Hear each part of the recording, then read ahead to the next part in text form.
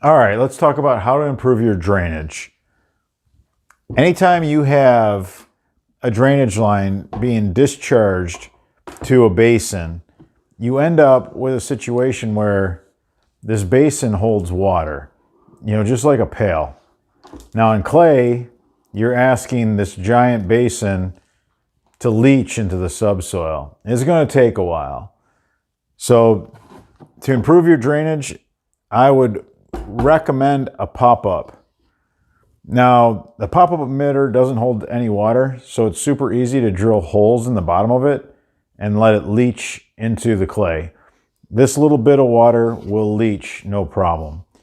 So let's look at a couple other ways to improve on your drainage.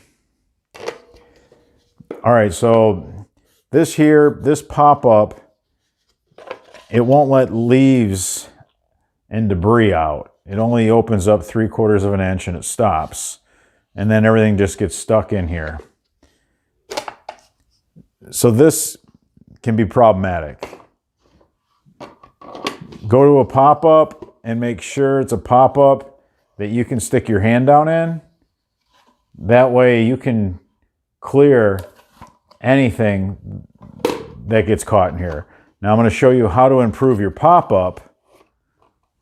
Instead of taking a 90 and drilling holes in it, take a sanitary tee. The whole bottom is open. You don't need to drill holes. We have a shape here. It's going to guide the water up and out. Heavy objects will settle in the bottom. You just go ahead, put your pop-up on a sanitary tee, and then dig the hole a little deep so you can put pea stone in.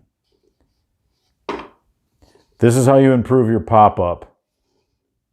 And again, make sure you go with a pop-up that allows you to open up the top and just reach down in there and clear any leaves or debris out.